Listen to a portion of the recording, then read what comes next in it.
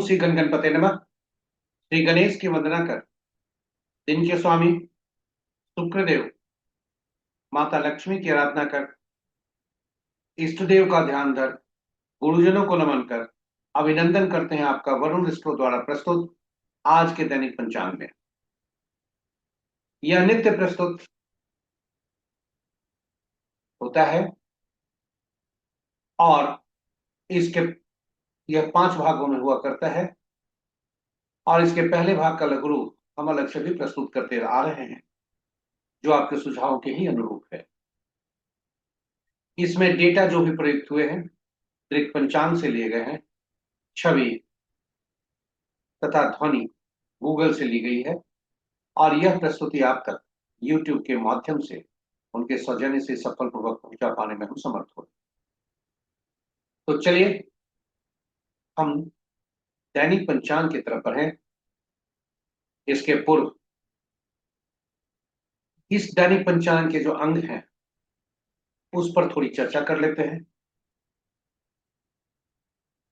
और इसका पहला अंग, 5 भागों में ये 5 अंग हैं इनके पंचांग की तरह। और पहला अंग जो है वह मुहूर्त, पंचांग मुहूर्त और ग्रहों के गोचर से संबंध रखता है।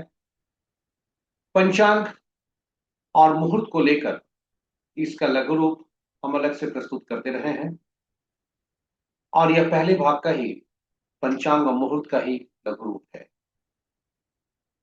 इसका दूसरा जो भाग है वह जन्म नक्षत्र से संबंध रखता है, ताराबलन जिसे कहते हैं।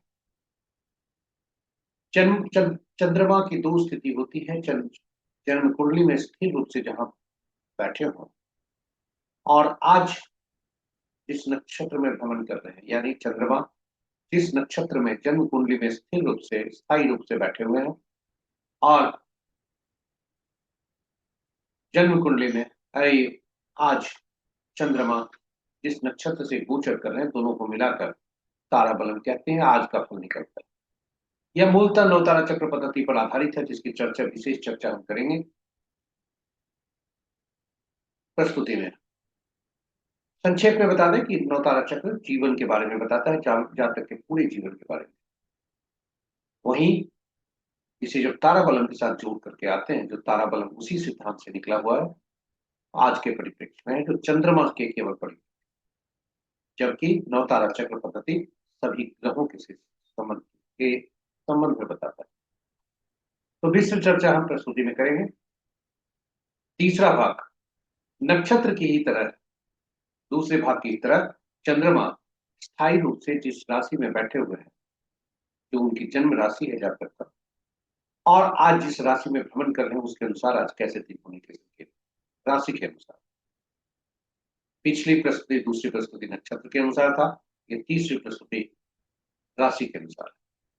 चौथी प्रस्तुति जो मुहूर्त से संबंधित रखता है, जो शुभ और अशुभ काल से संबंध रखता है, चौघड़िया से संबंधित। तो चौथी प्रस्तुति चौघड़िया से संबंधित और यह शुभ और अशुभ काल बताता है। इसकी उपयोगिता काफी अच्छी है, दैनिक कार्यों से लेकर विशेष कार्यों। चर्चा प्रस्तुति में पांचवा और अंतिम भाग। पांचवा अंक ज्योतिष से संबंध रखता है। अंक ज्योतिष की संक्षिप्त परिचय और अंक ज्योतिष के अनुसार आज कैसा दिन रहने की संभावना है विभिन्न तिथि को जन्मे जातक के अनुसार, यानी किसी भी माह के विभिन्न तिथियों को जो जातक जन्मे हैं उनके अनुसार आज कैसा दिन रहने की संभावना है। ये पांचवा और अंतिम। तो चलिए चलते हैं हम प्रस्तुति की तरफ, किंतु पहले हम पंचांग के महत्ता को समझें। पंचांग कितने उपयोगी है जो हम जानते हैं, हो सकता है वह कम हो। पंचांग शुभ मुहूर्त और अशुभ मुहूर्त जानने का एक माध्यम जरूर है, किंतु यह यहीं तक सीमित। पंचांग व्यक्ति की निर्णय क्षमता को सुदृढ़ करता है आत्मबल बढ़ाता है। पंचांग प्रकृति और ब्रह्मांड की ऊर्जा के साथ संतुलन स्थापित करने में सहायक होता है, जिससे हम सबके जीवन में शांति, समृद्धि और सकारात्मकता का संचार होता है। अतः पंचांग का अनुसरण करके हम अपने जीवन को अधिक सफल और समृद्ध बना सकते हैं। इस प्रकार पंचांग की हमारे जीवन में अहम भूमिका होती है। तो आइए उसकी अहम भूमिका को देखते हुए हम सब पंचांग का अनुसरण करके अपने जीवन में शांति, समृद्धि और सकारात्मकता का संचार सुनिश्चित करते हुए अपने जीवन को अधिक सफल और समृद्ध बनाएं। साथ ही साथ साझा करें इस प्रस्तुति को अपने मित्रों, परिजनों तथा शुभेच्छुओं के संग, ताकि वे भी पंचांग का अनुसरण करके अपने जीवन में शांति, समृद्धि और सकारात्मकता का संचार सुनिश्चित करते हुए अपने जीवन को अधिक सफल और समृद्ध बना सकें, और उनके इस प्रयास में हम सब एक माध्यम बनकर पुण्य के भागी बने। तो चलिए, पंचांग के जो 5 अंग हैं, दैनिक पंचांग के जो 5 अंग हैं, उसके पहले अंग में आपको चलते हैं, पहले भाग। पहले कि हम चले, गणेश चतुर्थी का त्योहार है। इसके पहले हम चले, गणेश चतुर्थी का त्योहार है। मन ही मन गणेश की स्तुति करो।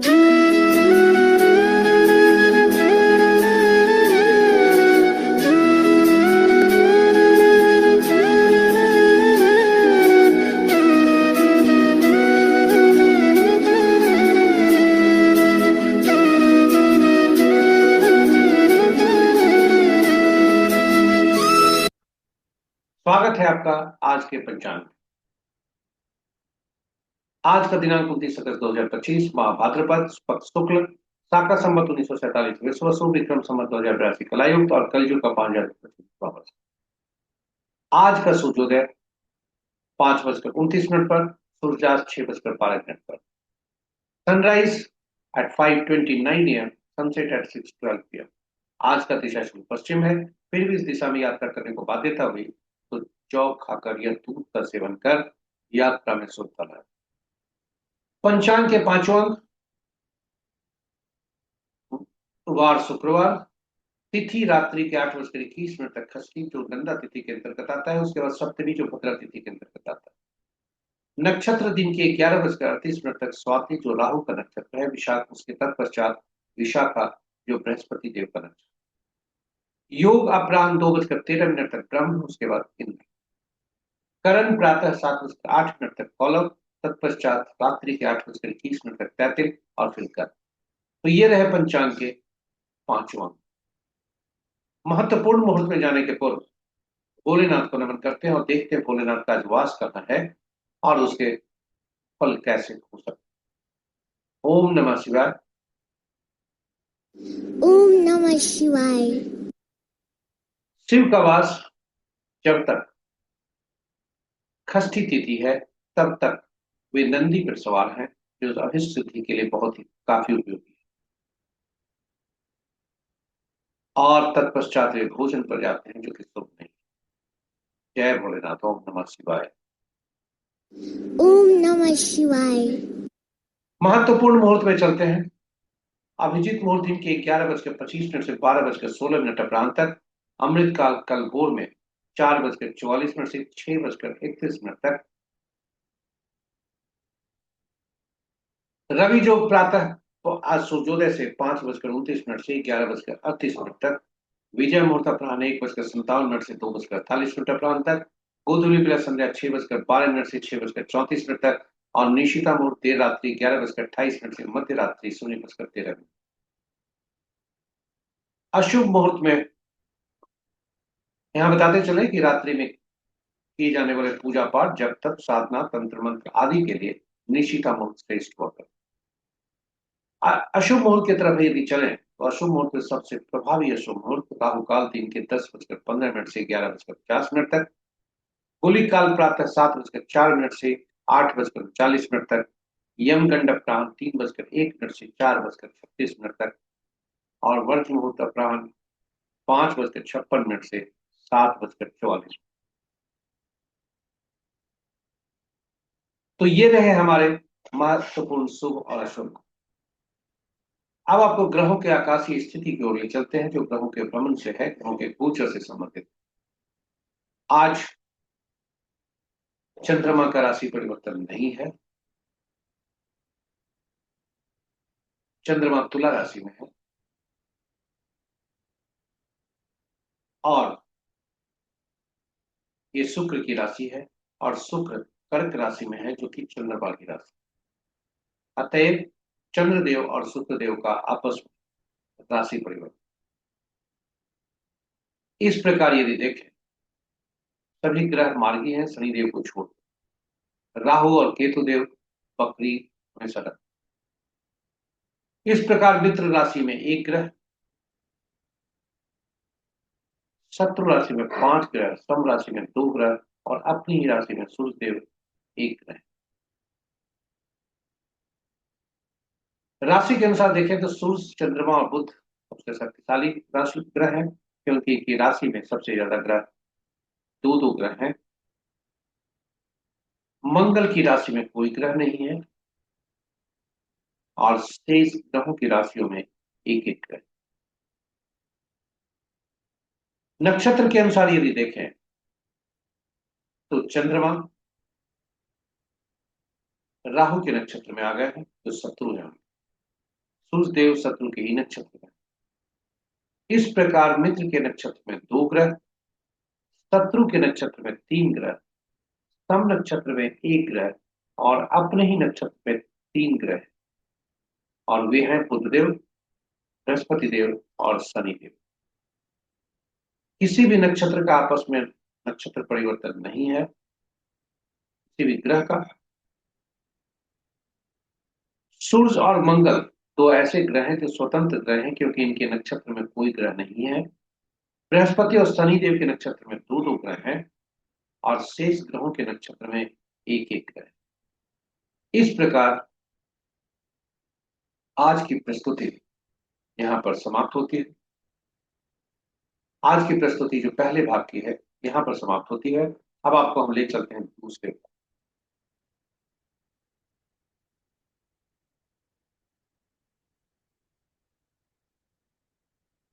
स्वागत है आपका दूसरे भाग। यह जन्म पत्रिका में चंद्रमा जिस नक्षत्र में है और आज जो गोचर कर रहे हैं उससे फलित होता है। ताराबलम इसका नाम है। ताराबलम के समक्ष जो कॉलम बने हुए हैं जिसमें नक्षत्रों के नाम हैं, वे सभी आज के चंद्रमा के भ्रमण की स्थिति है कि किस कहां पर भ्रमण कर रहे हैं। वहीं ताराबलम के नीचे जो रोज है उसमें भी नक्षत्र के नाम है, और वह जन्म पत्रिका से संबंध रखता है कि जन्म पत्रिका में चंद्रमा कहाँ पर बैठे हैं, कौन से नक्षत्र।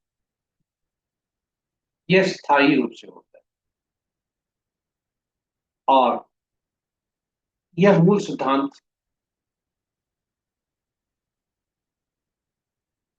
ताराबलम का यूज प्रयोग हम करते हैं आज के मुहूर्त के लिए कि कौन से मुहूर्त आज शुभ है, कौन से मुहूर्त अच्छे नहीं।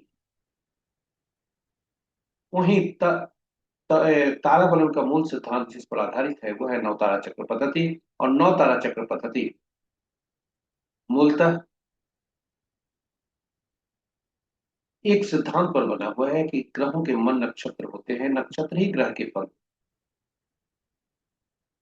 और इससे जातक के जीवन के बारे में, हर ग्रह के बारे में हम जानते हैं कि जातक का वह ग्रह कैसा फल, और इसलिए इसकी उपयोगिता काफी है।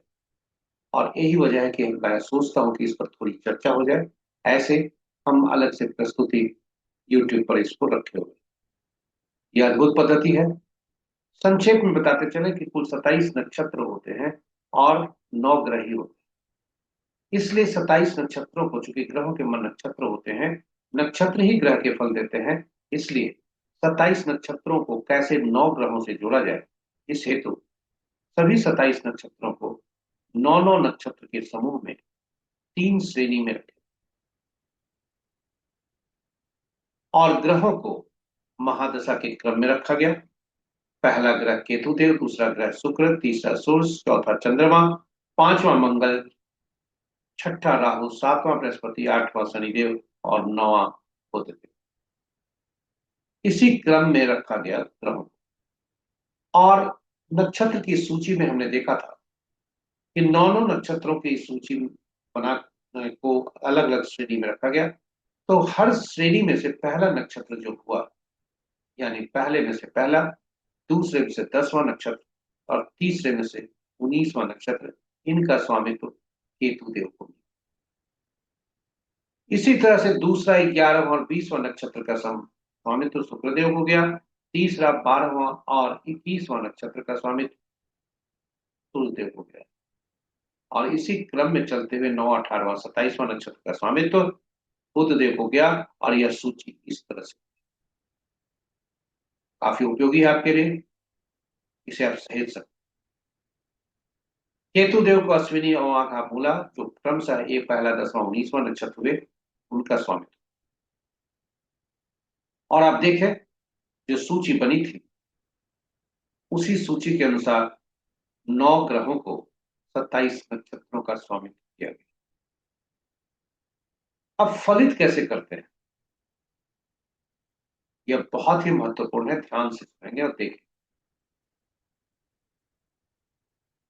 फलित चंद्रमा जिस नक्षत्र में है जन्म पत्रिका में, वहीं से गणना आरंभ करते हैं। यानी किसी जातक का जन्म यदि हम आज कहें चंद्रमा राहु के नक्षत्र में है, तो चलिए राहु को भी पकड़ते हैं। चंद्रमा यदि किसी के स्वाति के नक्षत्र में आज है, या आद्रा या सतविशा नक्षत्र में है, तो उनके स्वामी राहु बनते हैं और गणना यहीं से आरंभ हो।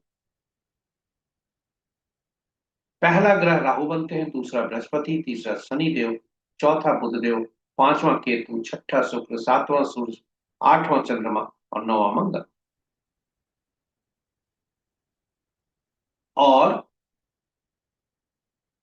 यहां से जब गणना आरंभ करते हैं तो जो पहला ग्रह होता है यानी राहु देव जो हुए, वे जातक को मिश्रित फल देते हैं, खुशी भी, उल्लास भी और पीड़ा भी। वहीं यहां से दूसरा, चौथा, छठा, आठवां और नौवां ग्रह जो होते हैं वे शुभ फलदायी होते हैं। तो राहु में जन्मे नक्षत्र के लिए, जातक के लिए, राहु के नक्षत्र में जन्मे जातक के लिए बृहस्पति देव, बुध देव, शुक्र देव और चंद्र देव और मंगल देव शुभ फलदायी।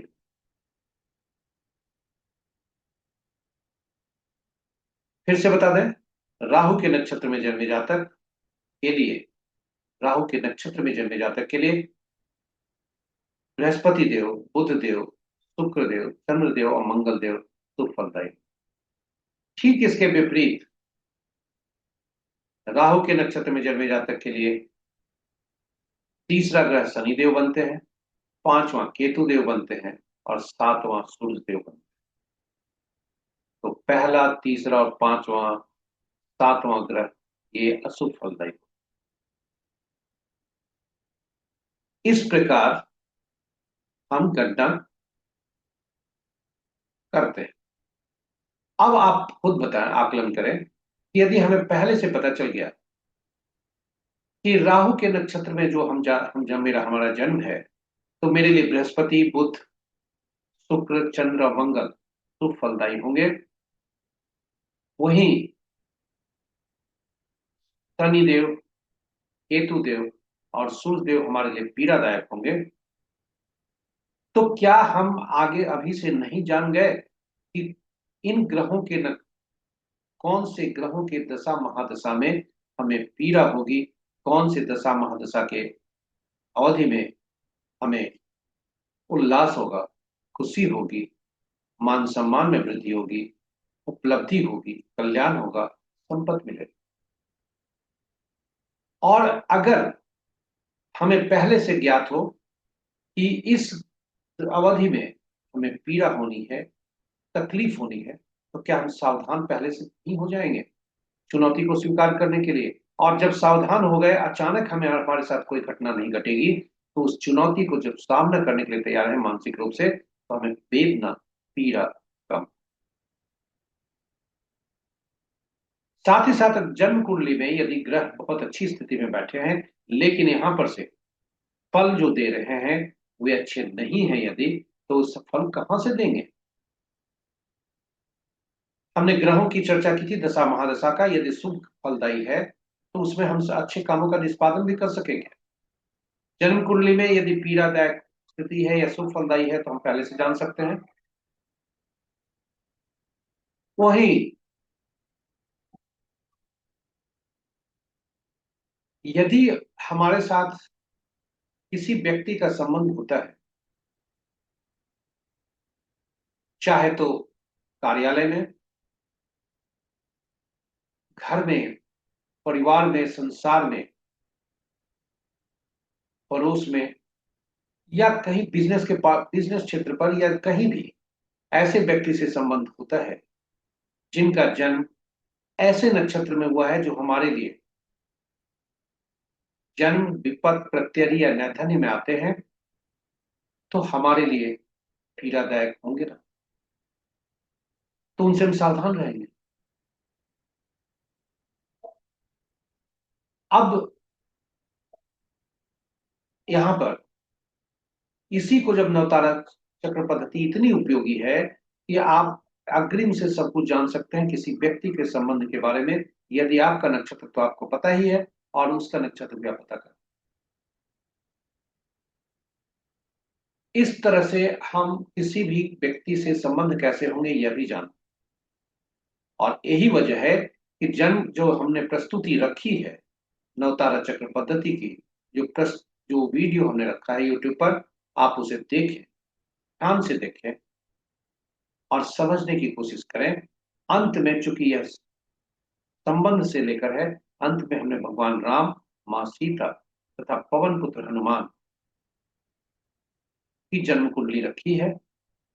और यह जन्म कुंडली के आधार पर हमने जन्म कुंडली और नवतारा चक्र पद्धति के आधार पर आपस के इनके संबंध कैसे थे, यह नवतारा चक्र पद्धति से हमने निकाल कर रखा है। और ये जो हमारे इतिहास के पन्नों में हमारे जीवा पर जो है, हमारे मन मस्तिष्क में है, उससे ही मिलता है, इसकी सटीकता प्रमाणित हो। और यही है, इस यही वजह है कि ये तो नवतारा चक्र पद्धति हमने सभी ग्रहों के परिप्रेक्ष्य में देखा। यदि चंद्रमा के परिप्रेक्ष्य में देखते हैं तो वह नवतारा चक्र पद्धति से थोड़ा सा हटकर अब वो बन जाता है तारा चक्र। और यह आज के बारे में बताता है। और अगर हमारा आज का दिन जन्म विपत प्रत्यय या नैथन्य में है तो शुभकारी नहीं है। हम वैसे आज के दिन में, वैसे जब तक चंद्रमा उस नक्षत्र में है जिस अवधि तक, तब तक वैसा काम नहीं करेंगे जो हमारे लिए सुखदायी। तो तारा बलम नवतारा चक्र पद्धति पर आधारित है। और आज का फल देखते हैं कि आज स्वाति नक्षत्र में चंद्रमा गोचर कर रहे हैं 11:38 तक, और उसके बाद वे पुनर्वसु विशाखा नक्षत्र में भ्रमण करेंगे। तो यदि जातक का जन्म भरनी, पूर्वा फाल्गुनी या पूर्वाषाढ़ा के नक्षत्र में हुआ है, तो पहला भाग 11:38 तक उसमें प्रत्ययी है, उसके बाद साधक है। पहला भाग अशुभ है, दूसरा भाग शुभकारी है। वहीं यदि जातक का जन्म पुनर्वसु, विशाखा या पूर्वा भाद्रपद में हुआ है, तो चूंकि पहला भाग उनका 12वां नक्षत्र, 9वां नक्षत्र होता है, इसलिए अति मित्र है। और फिर पहला ग्रह बनता है, चूंकि जातक का जन्म इसी नक्षत्र में हुआ है, इसलिए वे जन्म के हैं, वे पीड़ादायक। तो इस प्रकार से हम ग्रहों के नक्षत्र के अनुसार नौ तारा चक्र पद्धति के ही भाग तारा बलम से हम आज के बारे में चंद्रमा का जान सकते हैं कि कौन से हमारे लिए आज का दिन कब से कब तक शुभकारी है और उसके बाद कब से कब तक अशुभकारी है। और अशुभ कार्य वाली स्थिति में, अवधि में, हमें शुभ कार्य नहीं करना चाहिए, कोई भी नया कार्य आरंभ नहीं करना चाहिए। नहीं तो उसके फल हमें अच्छे नहीं मिलेंगे। और दैनिक कार्यों में सावधान रहना। दैनिक कार्यों से रुकना नहीं है, क्योंकि वो दैनिक कार्य के अंतर्गत आता है, इसलिए वो शुभ कार्य होगा। शुभ कार्य बनाने के लिए थोड़ा सावधान रहना। तो ये रहे हमारे प्रस्तुति। उपाय के तौर पर आपको स्पष्ट करें कि उपाय तो जरूर है किताब के पन्नों में, किंतु वह उपयोगी है या नहीं, इसकी प्रामाणिकता नहीं है। इसलिए जोखिम लेने का उपाय आपको ज्ञान के तौर पर उपाय हम प्रस्तुत कर देते हैं, लेकिन उसका उपयोग नहीं करें, यही हमारी प्रार्थना है, यही हमारा अनुरोध है। जोखिम न लें, मुहूर्त को त्यागें। तो उपाय के तौर पर जानकारी हेतु, यदि आज का तारा जन्म में पड़ता है तो पीला कद्दू पत्ते वाली सब्जी का दान, विपत में पड़ता है तो गुड़ का दान, प्रत्येक में पड़ता है तो नमक का दान, और नैधन्य पड़ता है तो उस मुहूर्त को त्याग करना जरूरी, और फिर भी मजबूरी है तो तिल सहित स्वर्ण का दान। ये रहे हमारे आज के नौ तारा चक्र पद्धति पर दूसरी प्रस्तुति। तीसरी प्रस्तुति, चंद्रमा किसी के नक्षत्र से निकलकर चंद्रमा की राशि में आते। चंद्रमा राशि में कहां पर जन्म कुंडली में बैठे हुए हैं और आज कहां भ्रमण कर रहे हैं, उसके अनुसार आज कैसा फल होगा। तो चंद्रमा आज उनका राशि परिवर्तन नहीं है और वे तुला राशि में भ्रमण कर रहे हैं। और आज के अनुसार यदि देखें तो मेष वृषभ,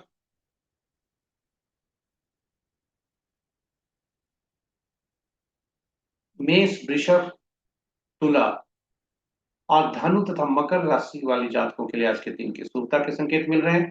शेष राशि वाले जातक सावधान रहें, इस देव का प्रार्थना करें, अशुभ फल ना हो, इसके लिए अति सावधान। इन्हीं शब्दों के साथ इसे चंद्र बलम कहा जाता है, जब हम चंद्रमा को राशि के अनुसार देखते हैं। हम ले चलते हैं आपको चौथे भाग में, जो चौघड़िया से संबंधित। यह शुभ और अशुभ काल दर्शाता है, समय दर्शाता है, और कौन सा समय शुभ है, कौन सा समय अशुभ है। किसी भी शुभ काम को करने के लिए इसका उपयोग किया जाता है, चाहे वह कार्य पूजा से संबंधित हो, नया कार्य आरंभ से संबंधित हो, उसका उपयोग करने के लिए इसका उपयोग।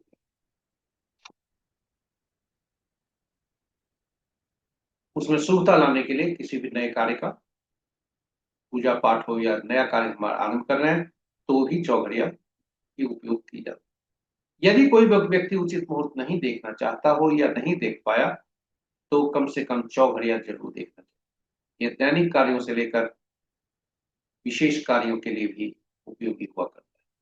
संक्षेप में बता दें, वैसे भी हिंदी में प्रस्तुति और अंग्रेजी में अलग अलग। हिंदी में चौघड़िया की उपयोगिता, अंग्रेजी में यूटिलिटी ऑफ चौघड़िया, यूट्यूब पर रखी। संक्षेप में बता दें, कुल 8 चौघड़िया दिन के होते हैं, 8 चौघड़िया रात के होते हैं, किंतु सप्ताह के 7 ही दिन होते हैं, इसलिए 7 चौघड़िया का नामकरण। और जो दिन का चौघड़िया होता है आरंभ का, वही अंत का चौघड़िया होता है। इस प्रकार 8 चौघड़िया। उसी तरह रात्रि का जो आरंभ का चौघड़िया होता है, रात्रि समाप्ति का वही चौघड़िया होगा।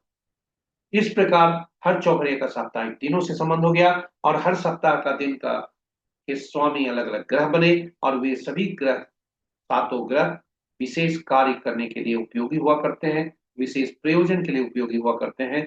इसलिए हर चौघड़िया कोई न कोई विशेष कार्य के लिए, विशेष प्रयोजन के लिए उपयोगी है। दिन का चौघड़िया वार वेला, काल वेला और राहु काल से ग्रसित हो सकता है। रात्रि का चौघड़िया काल रात्रि से ग्रसित हो सकता है। और जब भी कोई चौघड़िया अशुभता से व्याप्त हो, तो उसे त्याग देना चाहिए, उसका उपयोग नहीं करना चाहिए। तो चलिए आज का चौघड़िया देखते हैं कि आज का चौघड़िया क्या कहता है, आज चौघड़िया के बारे में आज की स्थिति क्या है।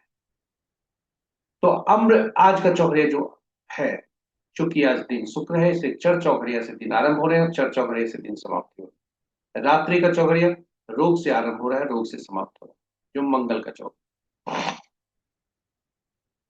दिन का चौघड़िया अमृत चौघड़िया जो सर्वोत्तम हुआ करता है, वह वार वेला से ग्रसित है, और 8:39 से 10:15 तक। और काल चौघड़िया 10:15 से 11:50 तक वह काल बेला और राहु काल दोनों से ग्रसित, इसलिए सावधान रहने की जरूरत है दैनिक कार्यों में भी, और विशेष कार्य न करें, यही सलाह है। रात्रि का चौघड़िया में लाभ चौघड़िया रात्रि के 9:01 से रात्रि के 10:26 तक काल रात्रि चौघड़िया से अधिव्याप्त है। इन असुरताओं से अधिव्याप्त चौघड़िया को परित्याग करना चाहिए। तो चलिए इन्हीं शब्दों के साथ मैं आपको अंतिम भाग में ले आया हूं। पंचांग के पांचवा दैनिक पंचांग हमारा है, उसका 4 भाग समाप्ति के बाद हम 5वें भाग में आपको ले चलते हैं।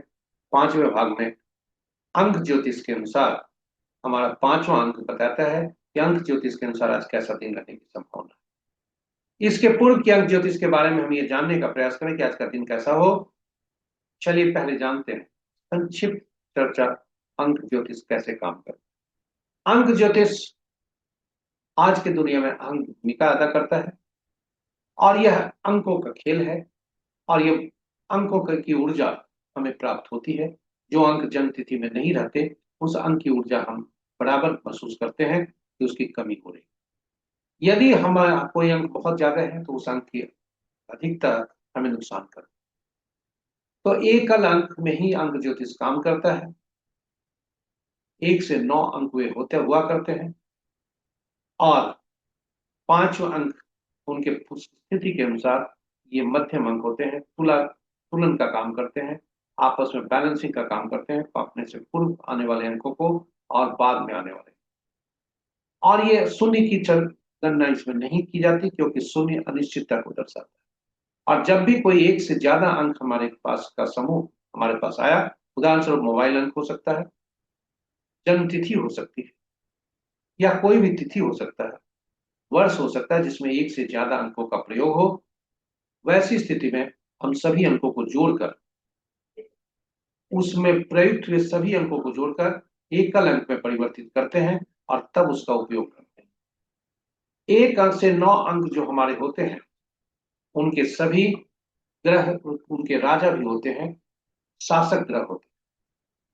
और ये शासक ग्रह क्रमशः 1 के 9 जो शासक ग्रह हैं, सूर्य, चंद्रमा, बृहस्पति, राहु, बुध, शुक्र, केतु, शनि और मंगल। इन ग्रहों अंकों को अंकों की दुनिया में अलग नाम से पुकारा जाता है। एक को राजा रानी, राजा से या सरकार से, 2 को रानी से या पार्टनर से, डिप्लोमेट से, तीसरे को गुरु से, सलाहकार से, 4 को राहु से, शरारती तत्वों से या नियम तोड़ने वाले से, वैसे लोगों को से जोड़ा जाता है।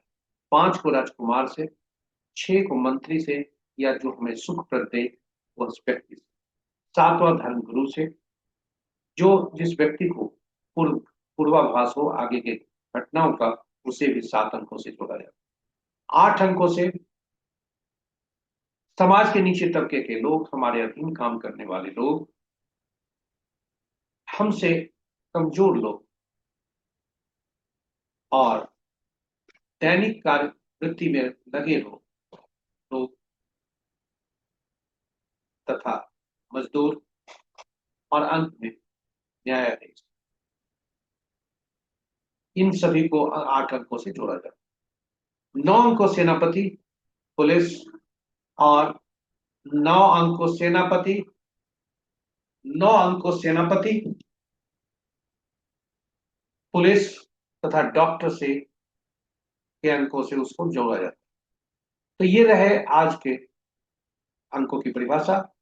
अब हमारे पास शब्द भी आ सकते हैं जिसमें कुछ अक्षर प्रयुक्त हो, लेकिन जन्म तिथि के बारे में आपको बता दें, कुछ स्थिर अंक होते हैं, कुछ अस्थिर अंक होते हैं, स्टैटिक अंक होते हैं, कुछ डायनेमिक अंक होते हैं। स्टैटिक अंक ईश्वर द्वारा प्रदत्त होते हैं गिफ्ट के रूप में, और जो डायनेमिक अंक होते हैं हमारे द्वारा बनाए जाते हैं। स्टैटिक अंक में जन्म तिथि आती है, जिसमें तिथि, माह और वर्ष हुआ करता है, और उससे हम तिथि से के योग से और उसका एकल अंक में परिवर्तित करते हैं तो मूलांक निकलता है, जिसे ड्राइवर कहते हैं। और एकल जन्म तिथि, माह और वर्ष को जोड़ते हैं तो भाग्यांक निकलता है, जो कंडक्टर है। यह मूल अंक ज्योतिष का मूल है, जड़ है, मूलांक और भाग्यांक, ड्राइवर और कंडक्टर। यदि आपस में इसमें तालमेल नहीं हुआ, ये शत्रु रहे एक दूसरे के, तो जी जातक के जीवन में कठिनाइयां होती। और उस समय डायनेमिक अंक जो जातक प्रयोग करता है, चूंकि ईश्वर द्वारा तो प्रदत्त अंक ये हो गए, जब ये अंक इस अपने अंकों आप अपने अपने द्वारा जो हम अंक बनाते हैं उसके अनुसार यदि हम अच्छे अंक ले आए जो दोनों को तालमेल अच्छा कर सका, दोनों के मित्र हुए, फिर हमारे अच्छे वारे न्यारे, अन्यथा समस्या हो सकती। तो सबसे पहला डायनेमिक अंक जो होता है वो होता है नाम। आश्चर्यचकित हुए ना कि नाम में अंक कहाँ से आए। जन्म तिथि का उदाहरण एक देता हूं, मूलांक भाग्यांक। आज का देखिए, किसी व्यक्ति का जन्म तिथि हमने लिया है, मूलांक जन्म तिथि इनका 29/8/1949 है। 29 को जोड़ा हमने तो एक मूलांक बना, तो एक अलंक में परिवर्तित। भाग्यांक बना इनका 6, जब जन्म तिथि माह और वर्ष तीनों को जोड़। ये 2 और 6 आपस में शत्रुता का अगर संबंध है, तो फिर हमें एक अंक ऐसा खोजना पड़ेगा जो दोनों को तालमेल करके रख सके। इस प्रकार घर में यदि आपस में दंपत्ति में कहीं मनमुटाव है, तो बच्चे ही उपयोग आते, जो दोनों को जोड़ के रखते। ठीक उसी प्रकार ये मूलांक और भाग्यांक आपस में तालमेल अच्छा नहीं है, तो फिर मूलांक हमारा व्यक्तित्व बताता है और भाग्यांक हमारे कर्म को बताता है, कौन से कर्म हमारा करने, कैसा कर्म हो। तो 2 और 6 का ये मिलन। अब इसे हम कैसे ठीक करें, तो पहला डायनेमिक अंक जो हमारे पास होता है वह नाम होता है। आप आश्चर्यचकित हो गए होंगे कि नाम तो अक्षर का होता है, जिसमें शब्द होते हैं और अक्षर होते हैं।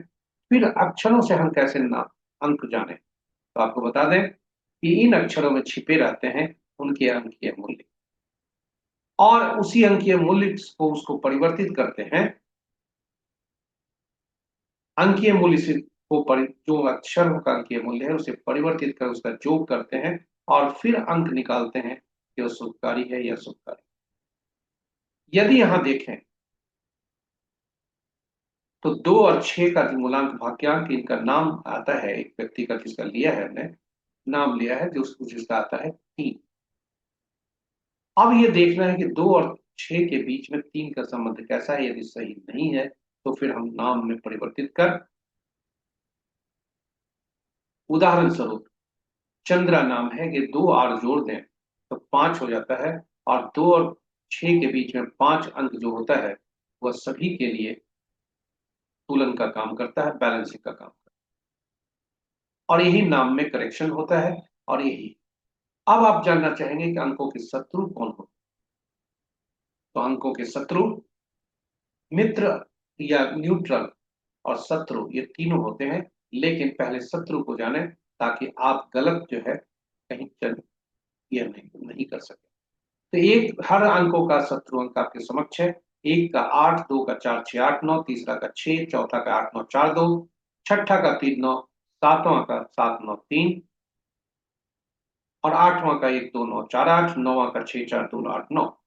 अब आप यहां देखें, जो हमने जन्म तिथि निकाली थी, दो मूलांक 2 था उनके, और उनके लिए 6 अंक, भाग्यांक 6 है, तो 2 और 6 आपस में शत्रु। और 6 अंक भाग्यांक भी जानते हैं, और उसका नामांक पर हम 3 पर लाए थे।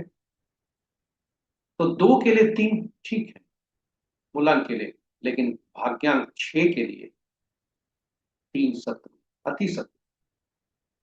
तो ऐसी स्थिति में हमें 5 अंक का ही सहारा लेना। उस व्यक्ति का नाम यदि R डबल कर दें तो वह सही हो जाता है। दूसरा, नाम का पहला अक्षर यह भी मूलांक या भाग्यांक का शत्रु नहीं होना चाहिए। तो जो आपके शत्रु हैं उनके जो अक्षर हुए उनसे नाम आरंभ नहीं होना। तो इस जातक का जन्म मूलांक 2 है, और 2 मूलांक वाले का DMTUWFP से नाम नहीं आरंभ होना चाहिए। और 6 अंक वालों का CLS से नहीं होना चाहिए। चंद्रा नाम हमने रखा था, नाम 6 से शुरू होता है। तो ऐसी स्थिति में यह ठीक नहीं।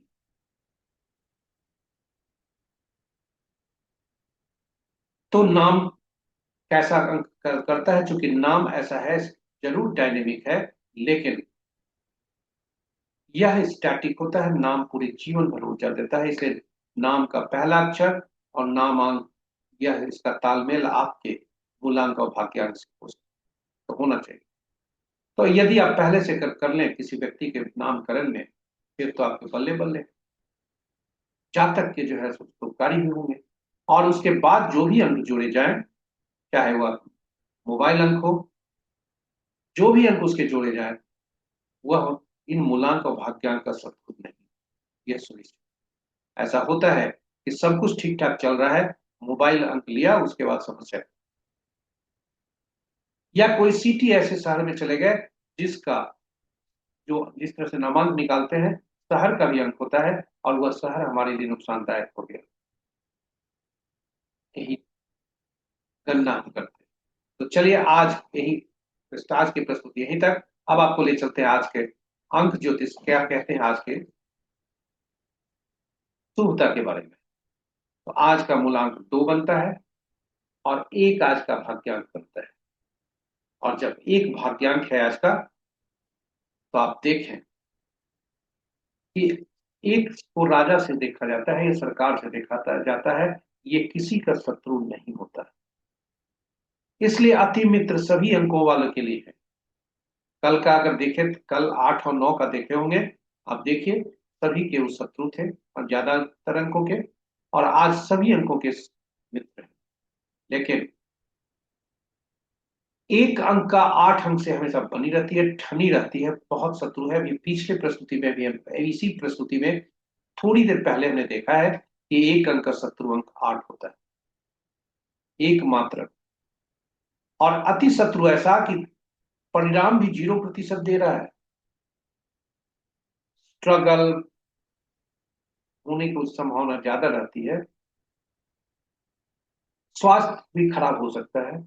और एक अंक चूंकि सरकार से संबंध रखता है, 2 अंक नीचे तबके के लोग या नीचे कर्मचारी के लोग यदि कार्यालय में रखें, अगर गणना करें, तो एक जो है उनके बॉस हुए, सबसे सुपीरियर बॉस, उनके अधीन काम करने वाले सभी 8। तो 1 8 का संबंध कैसा? ये अंक हम उसी तरह से जोड़ते हैं, और इन अंकों को हम उसकी विवेचना करते हैं। अब 8 अंक वाले जातक के लिए, जिनका जन्म 8 17 26 तारीख को किसी तिथि को हुआ है, वे सावधान आज रहें। शेष अंक के आज बहुत अच्छे दिन है, इंजॉय करें, अच्छे काम कार्यों का निष्पादन करें। आज का दिन उत्तमता के संकेत मिल रहे हैं चारों तरफ से। और सभी अंकों वाले, चाहे किसी का जन्म किसी भी तिथि को, किसी भी माह का हुआ है, 8 17 26 को छोड़कर, आज का दिन सभी के लिए शुभ। इन्हीं शब्दों के साथ ये आज के पांचों अंगों का, पांचों भागों की प्रस्तुति यहाँ पर समाप्त होती है। आप हमसे बने रहे, इसके लिए बहुत बहुत धन्यवाद। यदि इस प्रस्तुति को पहली बार देख रहे हैं, तो इसे